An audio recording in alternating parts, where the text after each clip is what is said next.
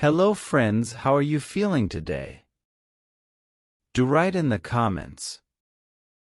I hope everything is good. Best of luck for today. Keep smiling. Keep learning. Journey to Nowhere. What has 4 faces, 8 arms, and can't tell time? The clock tower at Union Station. 4 clocks on the tower and none of them run? I mean, what are the odds? I peer up at the time and shade my eyes. It's 6:47 p.m. Always is, always will be. And all anyone knows is that on a Monday the world was a loud, frantic place and Tuesday it wasn't. Tuesday? Really? The world should have ended on a Saturday. Saturdays are fun. Used to be anyway. But no. We get eternal friggin' Tuesday afternoon where nothing changes. Ever. Good news though, we're not alone at the station. A couple dozen unlucky stragglers were in Union Station with Dad and me when the big sleep, I call it the BS, stop time 2.5 years ago. There's a couple of amateur scientists trapped with us here I call the eggheads. Dad says to keep that name to myself. Dad's the only thing that keeps me from running headlong into the subway tunnels where you shouldn't go. There's monsters lurking down there. Or maybe something worse. You think we'll get another volunteer? Tired of looking at the clock tower, I bug Dad instead. His eyes hide behind the smoky brown Ray-Bans he's owned since he was 18. He considers my question like it's a teachable moment. In another world, he's a 6th grade teacher. Here, he's just Dad. He rests his hand on the lifeless monster looming over us. The hulking Metrolink train is a rusting metal dinosaur guarding track 6A. It can't move, which is just fine. There's nowhere to go. Dad frowns as he peers into a vacant train car. I expect so, kiddo, he grunts.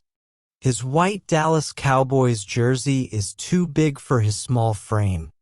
Makes him look like a refugee in some dingy dive bar. But I guess when your shopping mall is the lost and found at the end of the world, beggars can't be choosers. Dad waves a hand at the train tracks and a light wind balloons his sleeve open. I can see how scrawny and wrinkled his arm is as he affectionately pats the side of the train. 36 miles to Clarita. Plenty of fuel in her and she's nothing more than a big paperweight, Dad says. Used to get almost 3 miles per gallon, though your actual mileage may vary. He grins. The world might stop, but adult humor doesn't get funnier. It just gets cornier. He pulls his hand away and absently wipes his palm on his worn jeans. How come we never have volunteers run the OC tracks? Dad turns away and looks at the never-setting sun hanging in the clear sky. I want to volunteer to run the track to Santa Clarita Station. I used to know someone there. If you had one. It comes out harsh. More softly I add, a volunteer. Dad laughs. A humorless sound. Getting harder to find those, kiddo. Who can blame them? Maybe it's our turn, I blurt out. Dad flinches, yet we don't get struck by lightning. You and me, Dad. We could run the tracks together down to the beach. Have a daddy/daughter day. I'll find a volunteer. Santa Clarita will pan out, Dad says, ignoring me. We'll get answers there. Got a good feeling about this one. Just because Riverside and Santa Barbara got gobbled up by the anomaly doesn't mean Santa Clarita's gone. The anomaly. I hate it when he calls it that. The eggheads are rubbing off on Dad. Not a good look on him. Dad taught science. Does it make him a physicist here in BS world? He has his little experiments. Sort of like those space probes NASA sent off into the solar system. Only instead of satellites combing the universe for cosmic stuff, Dad's probes are refugee volunteers he sends to run the tracks, searching for signs of life on Earth beyond Union Station. People probes who volunteer when they get sick enough of Forever Tuesday in a train station after the aliens obliterated the rest of the world. That's my theory. My competition says it was a nuclear error. Geez, I hate the eggheads. Maybe we should have a reverse lottery, I suggest. If Dad's gonna ignore me, why not change tactics? Loser runs the tracks to San Clemente. That's nice, kiddo. He's pretending to not listen. There's answers out there. Dad stares at the sun that never moves, never rises or sets in the blue LA sky. In Santa Clarita. Heavy sigh. Dad looks like he could use a beer right about now. If there any were left in the refrigerated cold cases in the food courtyard, long since looted, I'd happily skip down the tunnel and grab one for him. But there's none left to drink. Long ago sucked down by us Union Station captives of the BS. Of course there's always the greenish spew that sputters out of the water fountains. I don't understand Dad's determination. So far, there's been 7 volunteers who ventured out beyond the station after the BS. 2 marched out the front entrance beneath the 4 frozen clocks in front of Union Station our second day here and disappeared down Alameda Street. 5 ran the tracks, 1 towards Glendale, the other towards Ventura, the rest to the east. Not a single volunteer returned. No one came back describing what the big sleep did with the rest of the world. My opinion? The BS wants us to find nothing. It's highly efficient at erasing things. Union Station is the only world left and that's all. What about the eggheads? I ask. They just sit around having science debates. It's true. Like, what's the true age of the Big Bang? Or where does all the antimatter in the universe go? And if a neutron farts in a black hole and no astronauts are around to hear it, does it make a noise? That last one's mine, actually. Dad doesn't think it's funny, but I think it's a hoot. We can't force them to volunteer, Dad says. Contradicts the definition. I stare at the back of his neck. It's tough leather broiled a deep shade of burnt umber. It somehow seems sad and makes him look vulnerable. I'm going down, I say a little too loudly. Downstairs. Dad starts, looks over at me, eyebrows raised over his sunglasses. I shrug and add girl stuff. Unless you need me here. Dad shakes his head. No, it's all right, kiddo. You go on. He chuckles. I want to watch the sun not going down. I consider telling him what I'm going to do. Instead, I lie. I'll be back in 15 minutes. Take your time, he says. And kiddo. He pauses without turning around. I know you're sick of this sorry excuse for a future. My eyes well up and I'm grateful he has his back to me. But I'm going to get you out of this place. I promise. I swallow a sob and shuffle down the ramp to the underground passenger transit hallway where I stop and look back. Dad's staring after me and I feel a twinge of guilt in my guts. I flash a smile and wave. He nods, turns away, and I start walking. I don't expect to run into anyone. When I practically crash into the egghead, I nearly yelp. Sorry. A thin, nasal voice squeaks out. There's a flash of spiky, ginger-colored hair over a rail-thin body, the sour odor of sweat in my nose. A pair of piercing blue eyes are too close to my face, and I back up a step. No problem, I mumble. I glare at him and his face crumbles. The egghead turns and practically runs down the tunnel. I watch to make sure he doesn't stick around. I'm glad I do when he stops. Do you miss the people? His voice bounces off the concrete walls of the tunnel. What? I don't have the patience for this, so my voice comes out pinched. People. I miss people. My friends. Family. Don't you miss the people? You know. Your friends from school? Your mom? We might end up living forever like this. Be nice to have the people we love here, don't you think? I want to march over to him, reach out and grab him by his chicken neck and shout in his face, I do have someone I love here, dumbass. But I just roll my eyes and laugh. Who the hell wants to live forever? The egghead throws me a funny look. Then he shrugs, turns and pads off down the hall. When he's just a dot at the end of the tunnel, I breathe a sigh of relief. Don't you miss the people? What a stupid question. Before I make the walk to the connecting ramp leading up to track 10B, I stop and glance east towards the subway station near the old, busted-up aquarium. The fish were scooped out and eaten in the first days of the BS. Now no one crunches over the broken glass to visit the dirty, moss-covered mosaics there or stare at the shattered remains of the aquarium. Nobody braves the red/purple line across the way. It's best to avoid the subway tunnels once connecting LA County like giant arteries snaking across the region. I shiver when the subway calls to me. Maybe the ghosts are warning me off my plan. Move. A loud voice in my head shouts at me and I bolt. Gray concrete walls flash past as I run. All thoughts of empty, haunted subways flicker and fade in my mad dash.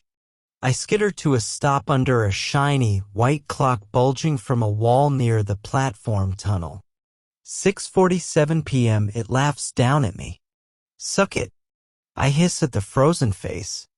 Embarrassed, I glance around, but no one's here. The tunnel is just one more ghost town and I'm the only ghost haunting it. When I emerge on platform 10B, Dad's there, waiting for me. I can't say why, but I'm not surprised.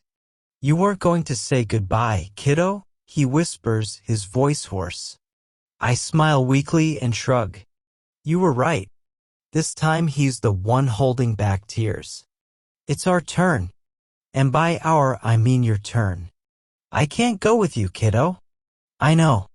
I'm whispering. If I speak louder, I might break in two. I want to collapse into a pile of broken memories and forgotten smiles, but there's a hissing sound in my ears and I wonder if it's my will draining out of me. Thankfully, Dad's voice reaches me. I have something for you.